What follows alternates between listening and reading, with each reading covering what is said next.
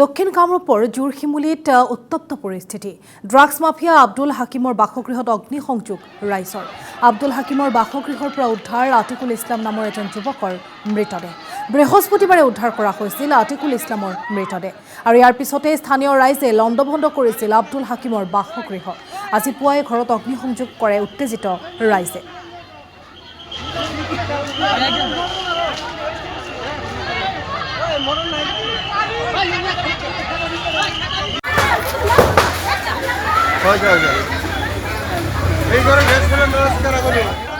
আমি দৃশ্য আপোনালোকক দেখুৱাইছোঁ আৰু এয়া দক্ষিণ কামৰূপৰ জোৰশিমুলীত উত্তপ্ত পৰিস্থিতিৰ সৃষ্টি হৈছে। ড্ৰাগছ মাফিয়া আব্দুল হাকিমৰ বাসগৃহত এইদৰে উত্তেজিত ৰাইজে অগ্নিসংযোগ কৰাৰ ঘটনা সংঘটিত হৈছে।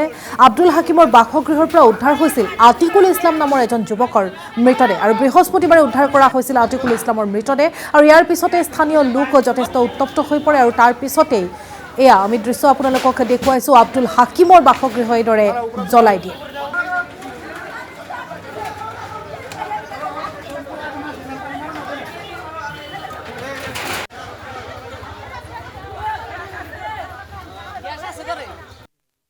গড়াইমাৰী বজাৰৰ পৰা আমাৰ ঘৰৰ পৰা ফোন কৰিছে যে ঘৰৰ এই আপোনালোকৰ ঘৰৰ পিছফালৰ ঘৰৰ লগৰ মানুহ এটা মৰি আছে, কোনোবাই বোলে মাৰছে।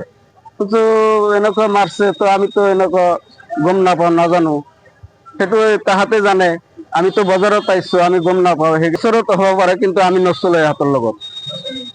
ইহঁতে তাৰমানে ড্ৰাগ বিক্ৰী কৰে, কিবা ২ নম্বৰী কৰে, আমি ইহঁতৰ লগত নচলো। ৰাতিপুৱা আৰু আমি এই চুমৰীয়া বজাৰত যাম, মাল চাল সব পিলপিলি উৰাইছোঁ, কালাতুলি যাই পাইছোঁ। সেই টাইমত আমাৰ ফোন কৰিছে যে আৰু আজিও আহি কেনে ঘৰৰ ওচৰত জুই লগাই দিছে ঘৰত।